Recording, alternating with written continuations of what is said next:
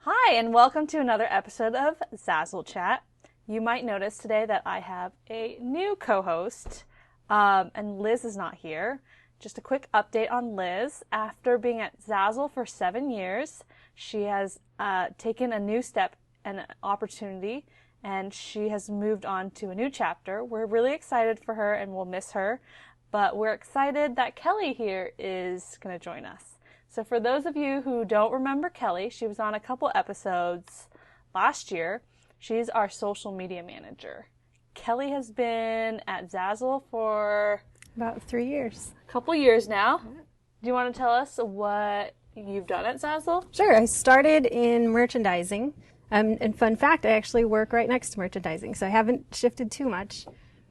We are kind of partners in crime in social media, and they give me tips, I give them tips, and it works really well. So it's great to have a merchandising background and now be working in social media.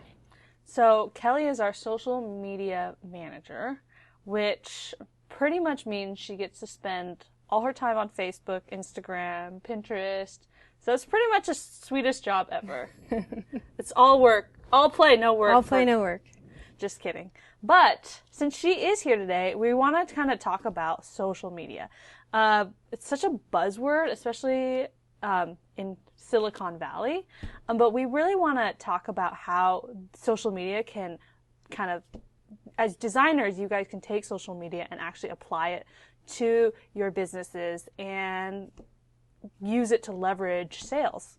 So, question, why should Zazzle designers even care about social media? That's a great question. I think it's pretty easy as a designer to just be heads down designing and then posting to Zazzle and then hoping for sales. But social media actually is a great platform to let you reach customers who share your design aesthetic or have kind of similar interests that you share. Even independent designers have a brand. If you don't know what your brand is, kind of step back and look at the designs that you create. Are you more trendy or fun or classic? Are you designing for parties or home decor? So really think about your audience that you have in mind when you're creating your products, and those are the people that you want to target in social media also. Cool. Tell us a little more about how designers can add social medias to their profile and their account. Sure. It's actually pretty easy. There's a storefront section called Connect. Here, all of your fans, as well as our team, can find a list of your social media channels. If you don't yet have them, you can go to My Profile, Settings, Social Networks, and you'll see a list of all of them. A neat tip is that this is actually how I know to tag designers in my social posts. So if you've ever clicked on an Instagram image, you can see individual designers who are actually tagged in the product. So that's a fun way to get exposure for your channels as well as your designs. So if you haven't updated yours yet, go ahead and pull it up. While you do that, we're just going to chat a little about the different channels. We'll give you some background, some interesting tidbits, and then we'll give you some tips on how best to use them when you're using it in conjunction with Zazzle. So first up is Twitter. It's a little bird, but Twitter is an online social networking service that enables users to read and send 140 character messages. Note it's not words, it's characters, so it's really short, and these messages are called tweets. So registered users can read and post tweets, but only those who are registered can actually post them. It was started in 2006. Its headquarters are actually right here in San Francisco. It quickly gained popularity, and by May of 2015, there's over 500 million users, 332 which are active. So interesting tidbit for you guys, the modern use of the hashtag actually came about because of Twitter. For those of you who don't know what a hashtag is, it's a way of tagging keywords within a microblogging sphere. And it's since been adapted by all other social medias, and we'll talk about it later. But it's just interesting to know that Twitter was the first one to really kind of popularize the use. So tell our designers some tips on how they can use Twitter. Perfect, absolutely. So according to Edgar.com, in the time that it takes me to tell you this sentence, about 40,509 tweets will have been published. So Twitter moves really, really quickly, faster than any of the other social channels. So it's definitely not a place to just repost your products and include links to your Zazzle store. Try to check out their trending feed to see what is currently being talked about. Jump in that conversation and feel free to add a product. Make sure that it's relevant to the hashtag or the topic that people are talking about. That's a great way to get noticed, especially for things like political designs and political products, or holiday and really, really on-trend, kind of short lifespan designs. Yeah, so so Zazzle, we used Twitter during the political debates where we kind of live tweeted. We use that because we could hashtag things and kind of bring the relevant content up. There are currently about 58 million tweets a day. So if you're not using hashtags, if you're not tagging it properly, you're just going to have a smaller community who are following your tweets. But it's definitely a fun way to get engagement if you're on trend, if you're kind of posting, things like that. But it is a smaller, more select audience. And another fun fact is that half of the engagement will happen within the first 24 minutes. That is a fun fact. Fun fact. Didn't know that. Instagram. Instagram, for those of you who don't know, it's a photo, video, social networking site that allows users to share stories. It started off as really just a purely photo sharing app, but it was quickly acquired by Facebook in 2012. So it's now co-owned by Facebook. But with the photography in the DNA, storytelling or photojournalism is like super important. So Instagram is all about storytelling. It is. It's a great place to share kind of behind the scenes. You can show photos of your workspace, where you create your art. You can post pictures of your pets or your kids, preferably in Zazzle apparel. But it's a fun place to kind of tell the story behind why you create and where you create.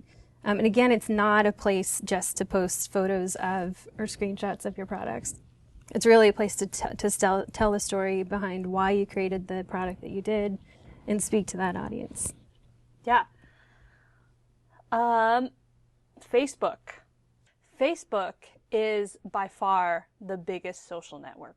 Started in 2004 by Mark Zuckerberg in Harvard, its headquarters are now actually in Menlo Park, so right down the street from us.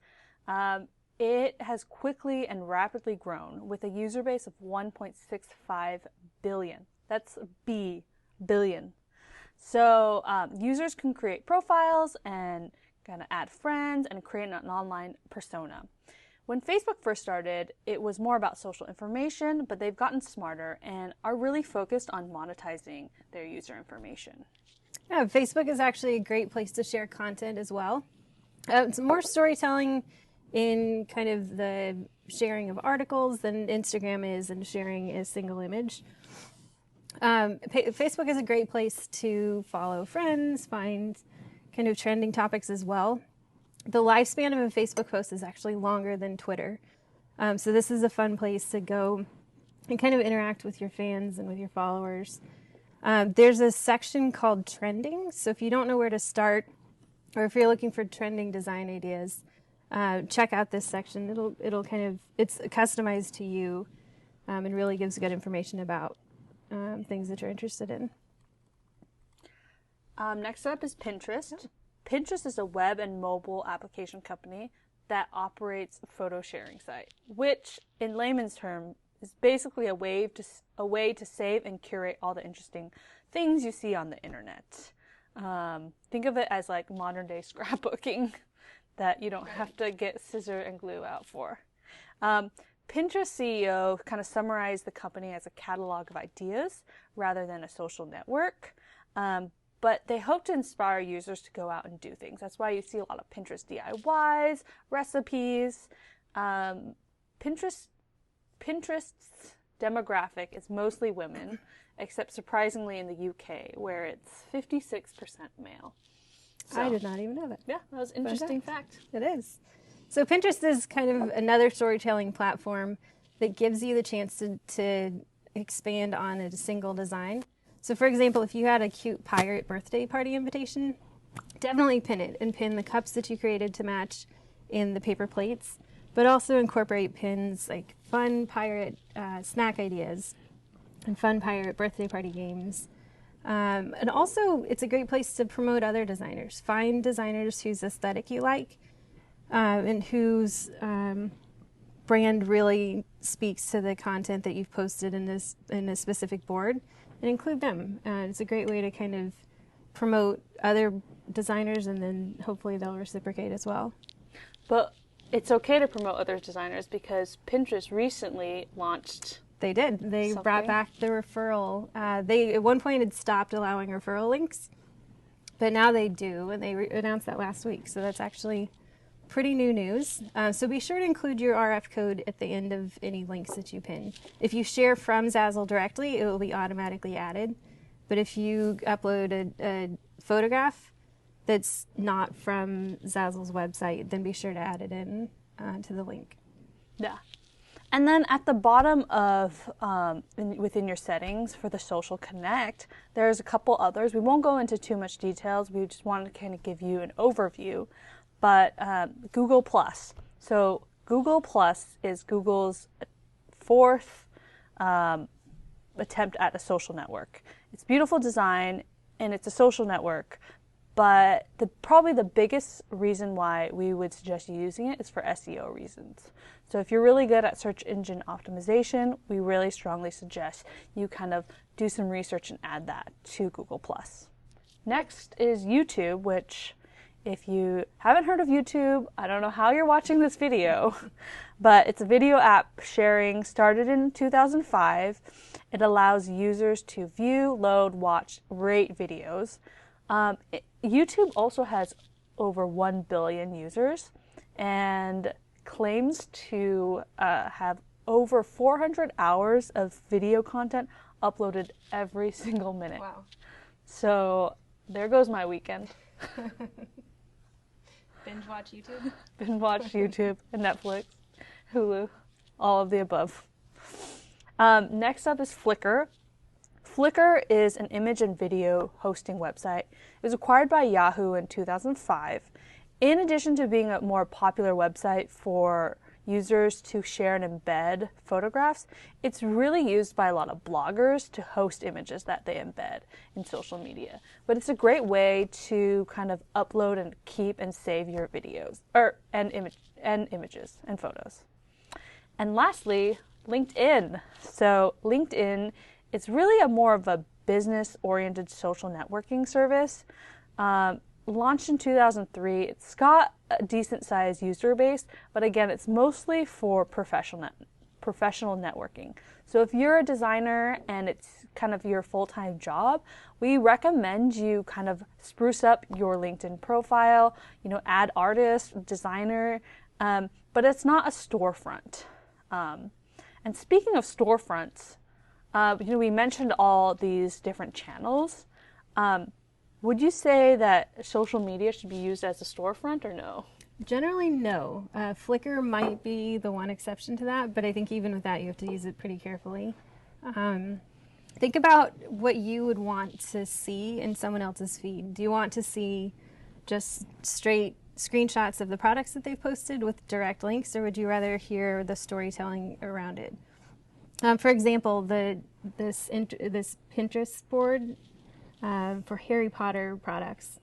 Which of these would you rather browse? The one that shows just the products, or the one that tells the story and has pins also about Harry Potter birthday parties and Harry Potter, the Wizarding World of Harry Potter travel tips? So really incorporate the storytelling around the theme of your product in your Pinterest boards and your Facebook posts, in your Instagram shots, and use in situ shots for Instagram primarily, but also on Pinterest as well. Yeah, and we talk about all these social sites not to say, oh, if you want to be successful, you have to have every single social media site. Really, you should focus and do the ones that you think would do best for you, or the ones that come most naturally for you. So if you like to take photos, maybe use Instagram. If you like to write articles and are talking about affiliates and associates, maybe share those articles on Facebook, LinkedIn. Yep. Again, if you're really into trendy things, like you watch the Grammys or, the Super Bowl, Twitter would be the good channel for you. But we want you guys to kind of really do what you do well and build up your own community, and that will help your store. It's definitely better to focus on a single channel or two if you have the bandwidth and keep designing products than it is to feel overwhelmed by social. Better to do one well than spread yourself too thin. Yeah, and social's here to complement your store. It's not there to overtake your store. Yep. So what is your favorite part of being the social media manager? Besides just sitting around watching kitten videos all day. I love meeting the designers behind the designs. You all reach out, you comment on my posts, I comment on your posts. And I love kind of seeing the behind the scenes of where you're working and how you're doing your art, what you use to create your designs, or the camera that you use to take your photographs. So it just gives us a great opportunity to really meet you and to know more about you. And the same is true for your followers and for your fans of your Zazzle store.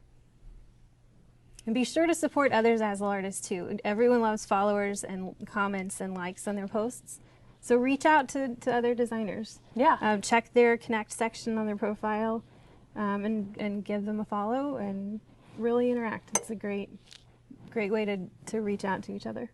And if you don't already follow us on the different channels, if you scroll down to the bottom of any Zazzle page, I think all the links are there. We love to interact again, like Kelly said. We love kind of seeing behind the scenes. We want to get to know you personally, not just your designs, but kind of who you guys are as people. So, that being said, stay tuned next week where we will talk about UGC, user-generated content, and why it's so important. Till next time.